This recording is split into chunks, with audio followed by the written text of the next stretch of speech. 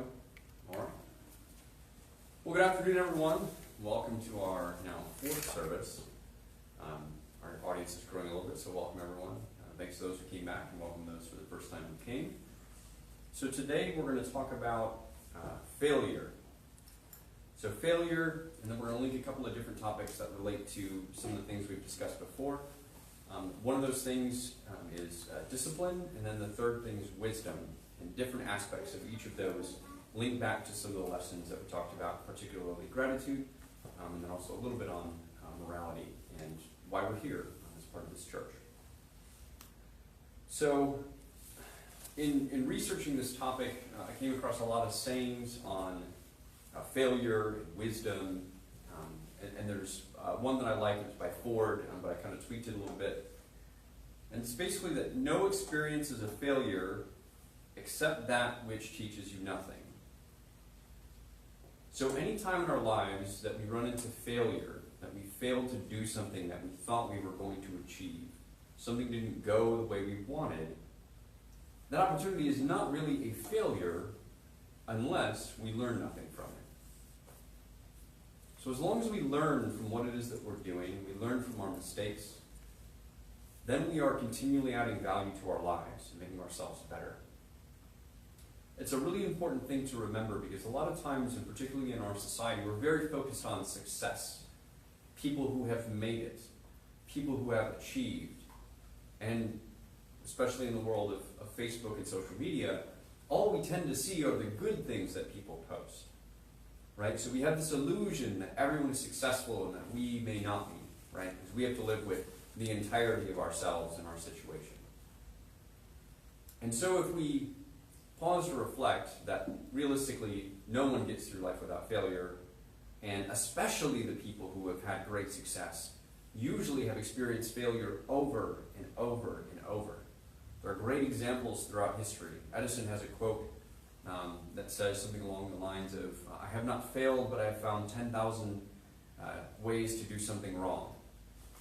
Right? Lincoln ran for office multiple times before he was ever elected. Right? He didn't just run the first time and make it and everything was great. He ran and he ran and he refined his platform, and eventually he matched up with what people were looking for. And so those examples can help us to reflect on our own lives and realize that none of us are perfect, nor should we be perfect. And through that imperfection, we learn and better ourselves. So I wanted to start with that piece. There's an author, Jack Canfield, who says that everything you want is on the other side of fear.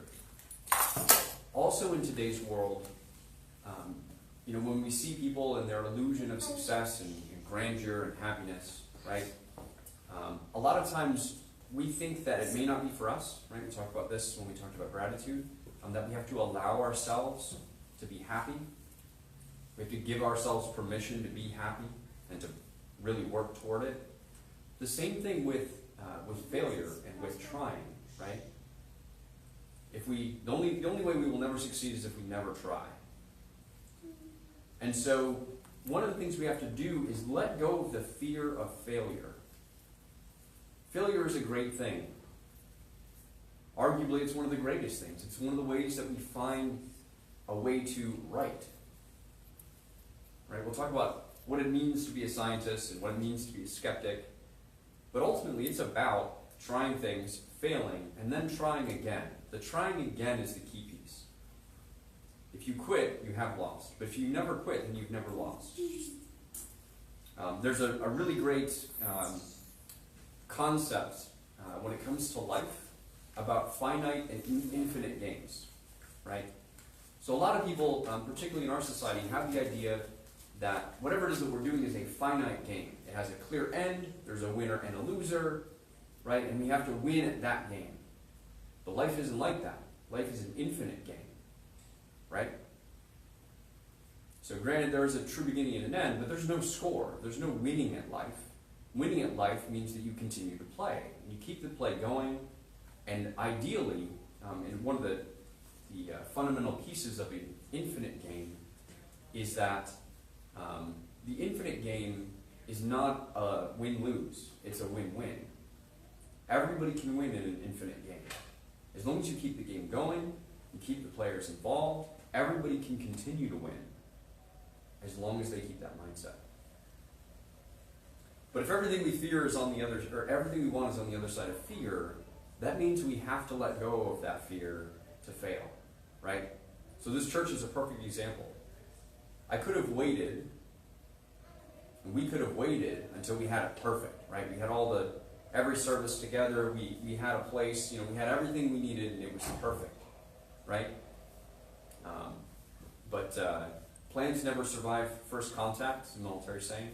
And Patton once said, a good plan today is better than a perfect plan next week. And so with that mindset, and with the vulnerability of going out and possibly just failing, this is why we got this started, right? So a little bit of embodying a little bit of what we're teaching here. I'll link a couple of pages later that are some good quotes on failure. And quotes are interesting things, right? So they sum up a lot of knowledge into one concise sentence. And sometimes they seem a little cheesy or whatever it is.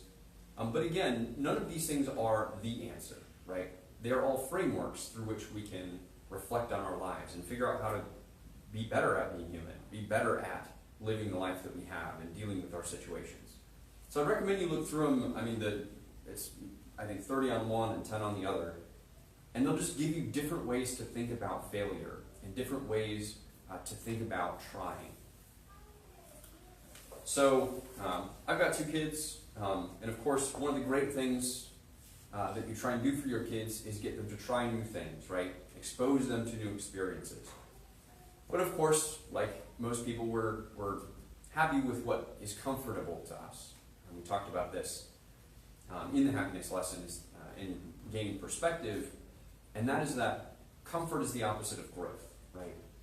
The number one job of a kid is to grow, and they do that by being discomforted, by trying new things that maybe they don't want, and we have to figure out ways to convince them. So there's a movie called Zootopia, and there's a song in there called Try Everything, so we use that for a long period of time. But it is actually a really great song, cheesy kid song, but trying everything is really how we figure out what we even like in life. It's how we figure out why people think the way they do if we try something different and open ourselves up to a different culture. Trying everything it is something that we kind of joke to each other, my wife and I, and with the kids, because so say there's something I don't really want to try, she'll guilt me into do it by saying try everything. Because of course I have to set the example for the kids, and most often I enjoy whatever it is that we're doing, even if I didn't want to do it initially. So I think that's really important. And when it comes to trying, really great quote from Theodore Roosevelt. I really like it because I think it's very powerful, and it helps frame how we should try and how we should ignore those who want to criticize those who try. So I'll read that to you. It is not the critic who counts, not the man who points out how the strong man stumbles, or where the doer of deeds could have done them better. The credit belongs to the man who is actually in the arena, whose face is marred by dust and sweat and blood, who strives valiantly, who errs, who comes short again and again, because there is no effort without error and shortcoming. But who does actually strive to do the deeds, who knows great enthusiasms, the great devotions, who spends himself in a worthy cause, who at the best knows in the end the triumph of high achievement, and who at worst, if he fails, at least fails while daring greatly, so that his place shall never be with those cold and timid souls who know neither victory nor defeat. So for me, that's really powerful, because it is so easy to do nothing and to criticize those who try and make fools of themselves. I'm up here making a fool out of myself more often than not. I do so regularly in my daily life. But I learned long ago, through my experiences, that doesn't really matter.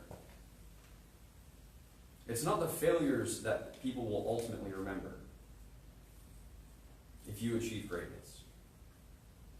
We as individuals tend to focus on failure, our own, far more often than our success. But other people, they have their own failures to worry about and their own trials and tribulations. They are really not that concerned with us being silly. Yeah, they might watch us on social media doing something stupid. Doesn't matter. In the grand scheme of things, in the infinite game, that was one play that will be forgotten.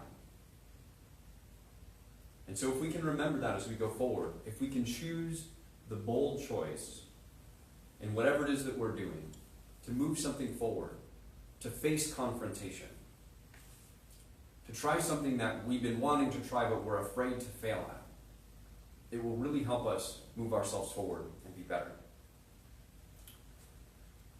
So the next piece I want to talk about is discipline.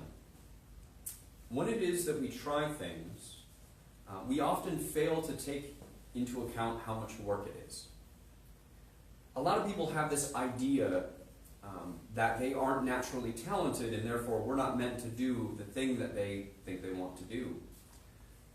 And what I found in my experiences, and there's some great research on this as well, is that natural ability or somebody who's predisposed to be stronger or faster or whatever it is at an activity really isn't the thing that determines success. The thing that determines success is discipline. The ability to practice, to make yourself work, to focus on progress. That is the thing that will move people forward. The people who achieve at the end of the day were not the people who just one day came up with a solution, worked on it one time, and it was done. Right? Bill Gates, Steve Jobs, all the tech people, right? People who built so many inventions. How many iterations did they go through? Not one, right? Edison said 10,000. Imagine with today's psyche failing 10,000 times. And what that would look like on Facebook, right? So we have to realize that it's not just about the natural talent. We're not going to try something once and be like, oh wow, I'm amazing at this, I'm just going to keep doing it now. No, you're going to do something and be like, wow, I'm terrible at this, but it still seems kind of fun to me, so I'm going to decide that I'm going to continue to do it. And this isn't just fun activities or a hobby that we're looking to do. This is the same thing with relationships. We have to be disciplined in being productive and moving our relationships forward, right? And making the bold choices to confront an issue maybe that we have, right? Or demand respect, or open up lines of communication, right? It requires discipline to do those things, because it's not easy, and no one is naturally good at it. But it's the things that we deliberately choose to do, and we make ourselves do, that are really the key things that are important. So there's a scientist out there by the name of Angela Duckworth who has done a lot of work on what she calls grit, which I kind of equate to discipline. The ability to kind of make yourself do something and to practice something extensively until you master it, right? How to be gritty. There's a Freakonomics podcast on it. There's a TED Talk that she does called Grit, the Power of Passion and Perseverance. But out of those things, I built kind of a hierarchy, right? So out of the people who will be most successful are the people that fall into kind of these categories. At the top are the people who have both some natural potential and the discipline to focus on whatever it is, right? Some people are a little bit predisposed to, whatever it happens to be, right? So you might want to be a world-class soccer player, but if you're 5'2", and just don't have that build, that's going to be very tough for you to really achieve that level. So, not to crush anyone's dreams, right? But there is a little bit of realism in what it is that we're trying to accomplish. But never should we limit ourselves from trying, right? You might be the person that finds that way to be a 5'2" world-class soccer player.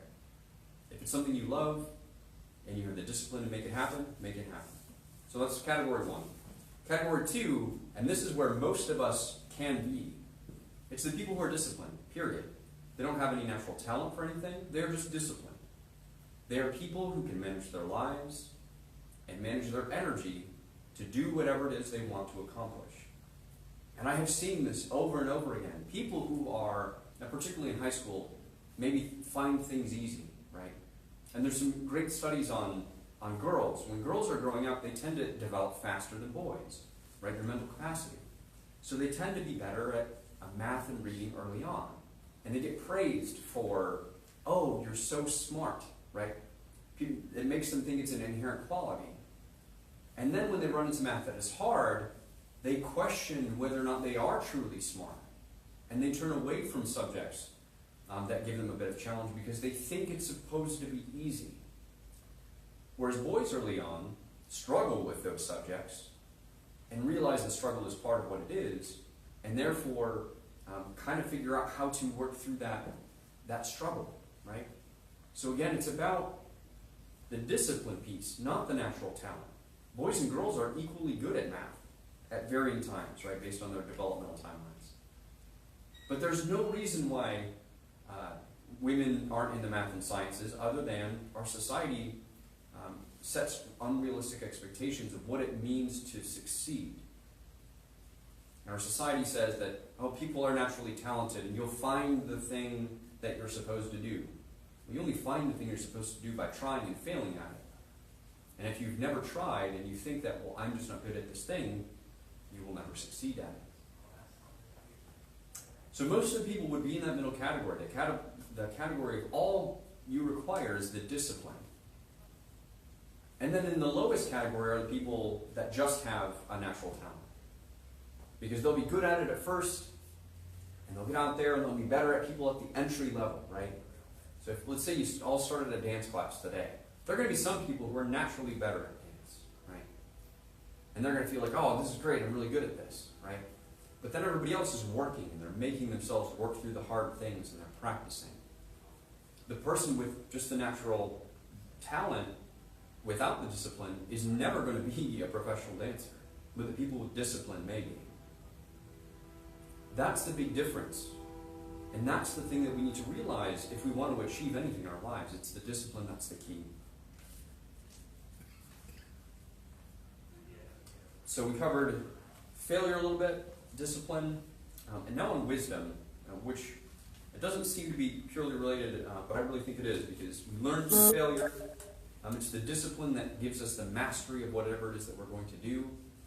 And wisdom is something that's kind of a combination of those, along with experience and time. Part of wisdom is critical thinking. To be wise, again, so I found some good sayings out there. There's one from Socrates that says, "I am the wisest man alive, for I know one thing, and that is that I know nothing." And then something that I found in relation to knowledge, right? People sometimes have a lot of knowledge. But so this is, I guess, my saying. An educated person knows many things, but a wise man knows nothing. Because if you go back to our first philosophy lesson, you can't really prove a lot of things to determine this is true. This is a fact that is indisputable. Many of the things that we hold to be true and we operate as if they are true are based on assumptions. Now we can demonstrate that most of the evidence supports our assumption in the way that things are constructed, so it's consistent, but we can't know them. To know a thing is far more complicated, I think, than people realize.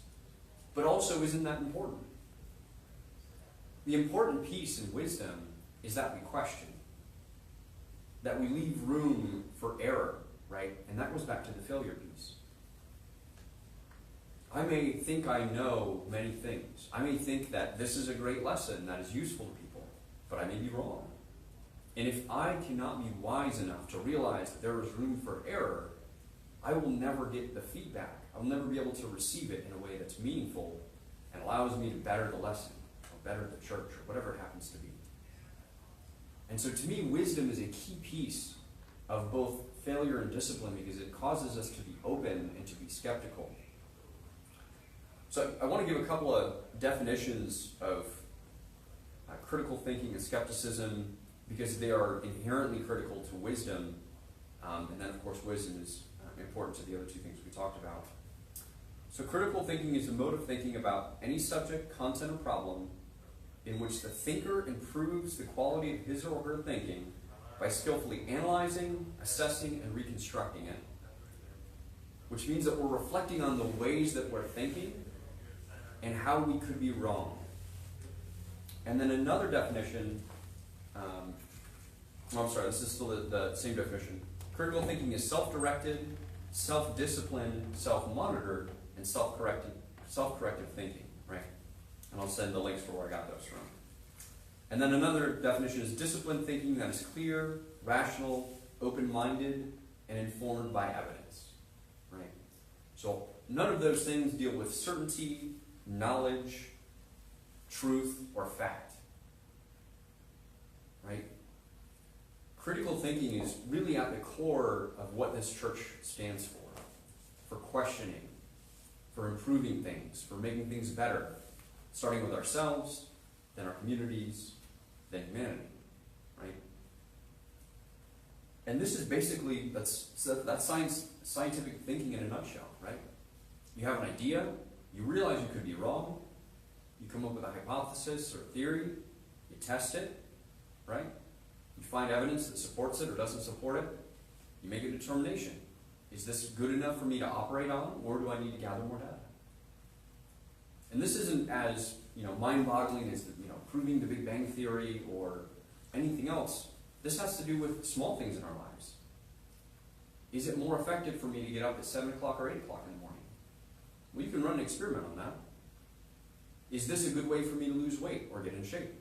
Well, you run an experiment on that, right? You do this for a month and then measure things. Did you lose weight? Did you lose fat? Did you gain muscle? Did you increase your run time? Right? All of these things are just scientific thinking.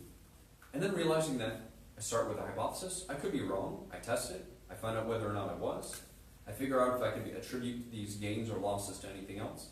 And then I do it again. Every day is this. We do this when we make judgments on which way to drive somewhere.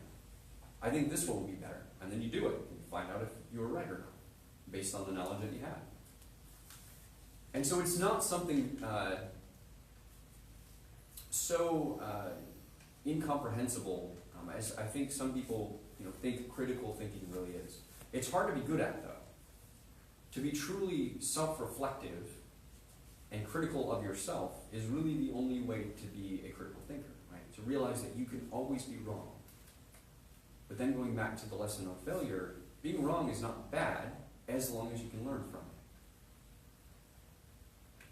So there are a couple of, in studying the wisdom piece in critical thinking, it comes from many places. So trying, of course, failure, key piece, also experience and time. And as we talked about in the happiness lesson, one of the best things we can do is listen to others and learn from their mistakes. But that takes a lot of reflection on it, right? Because we weren't there. We don't feel it in the way that they felt it. The lesson is not as painful to us as it may have been to them. But if we can glean little bits from it, right, we can learn from each other so that we don't all have to suffer through exactly the same thing, because then we're never progressing, right? We're just repeating the same things that people who have come before us have. So things like Wikipedia or other repositories of human knowledge help us stand on the shoulders of the giants who came before us, right?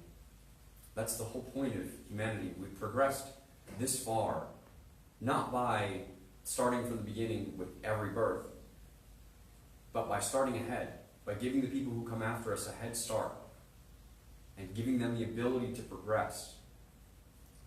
In today's world, I think we're a little bit at risk of stagnating, because unfortunately, we're not thinking critically about ourselves, about our communities, about our policies, about where we're going as a species. And I think it's really important for us to instill critical thinking in everyone, our friends, our family.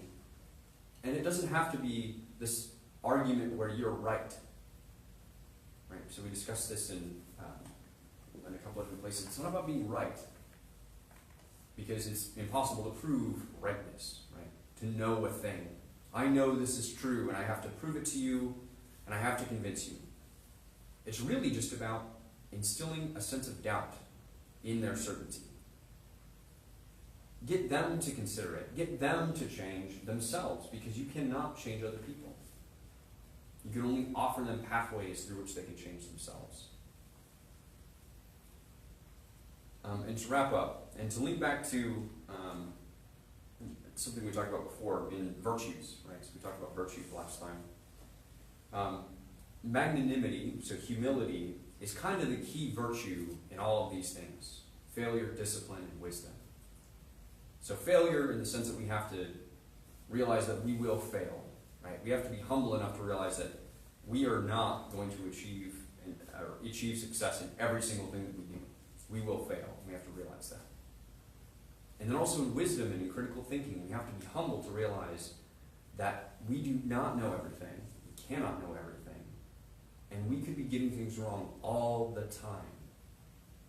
Whether it's misunderstanding somebody in a relationship that we have, or attributing some sort of malice to an aggressive driver on the road without realizing that they have an emergency, right?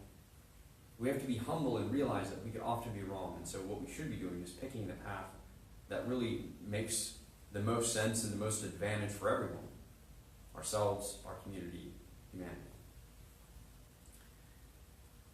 And then something from our very first lesson, we have to kind of fix ourselves before we go out and fix, our communities and everybody else in the whole world, and the way the world operates.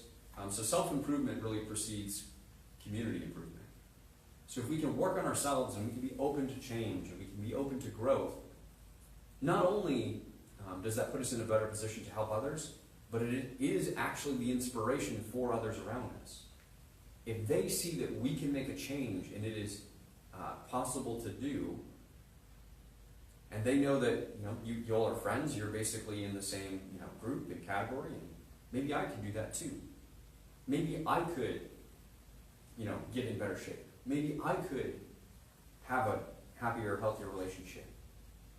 Maybe I could achieve something that I've always wanted to try. So being that example is honestly one of those best ways to improve the community, because of course you can't change everybody else, but you can give them the model to follow to achieve. And so I'd say, as a recommendation, right? So let's make this concrete. By next Sunday, choose one thing you were willing to try, or you were afraid to try. Choose one thing you were afraid to try. It doesn't have to be big. It could be something very small, right? Small successes, build it up, and then come up with a plan, an actual plan. Say, on this date, I want to start X. Here's how I'm going to kind of measure if I'm succeeding or not. And here's how I'm going to have the discipline to keep going and achieve it, right? Be realistic with your goals. We all have constraints on time, family, etc. But choose something. Prove to yourself that you can achieve success. And so that ends the lesson for today, or the service, I should say. And now, as we do every week, I'd like for everyone to turn to their neighbors and share one thing that they were grateful for in the previous week, and one thing they're looking forward to in the week to come.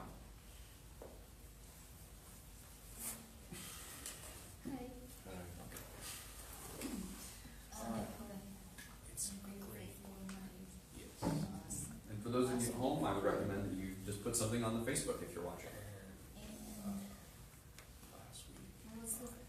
I'm looking forward to in the week to come. Next week. Give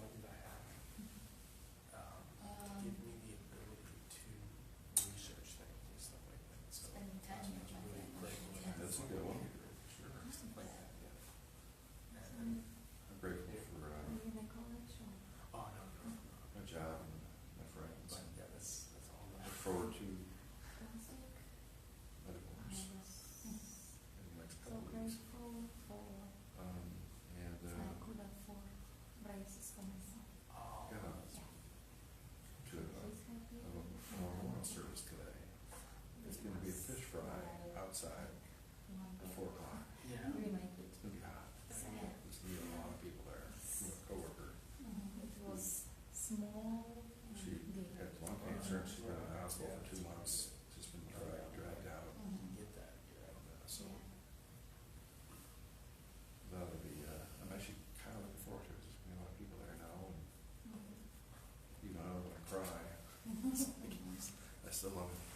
still kind of looking forward to it. Yeah. Socializing.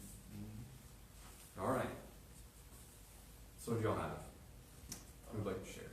For me, I said I was grateful for the technology that I have, and that I could use that to increase my own like knowledge and stuff like that with things, and research things, because it's so easy to essentially just forget that, hey, this is like something a lot of people don't have. We just take that for granted. We're like, hey, it's something that we always have. So that makes it more of a thing to not really appreciate. But then when you really think about it, it's like, wow. Yeah, no, that's a great one. So I think that's a great one on so many levels. So Overlook it. for those at home, you're saying he's grateful for technology and the ability technology gives to improve yourself. And it is something that it's hard to remember to be grateful for because it's so transparent to us. Right. We carry in our pockets basically all of human knowledge, which is a really crazy thing to think about, right? So just Wikipedia has so much stuff on there. And while it may not be perfect knowledge, again, no knowledge is perfect, it's better than, just wandering around in a stupor all the time. And so I think that's a terrific one. Anyone else? I was just saying I was grateful for my in-laws. They dropped everything to help me. And so last week, so it was nice, and I'm grateful for them forever. Yeah. But I'm just looking forward to spending time with my family since Dale's home now. So she was saying that she's grateful for her family, her in-laws, who had helped her recently. And I really think family is something that we oftentimes are not as grateful for as we could be. We don't realize the value they bring to our lives, even if it's a helping hand every once in a while.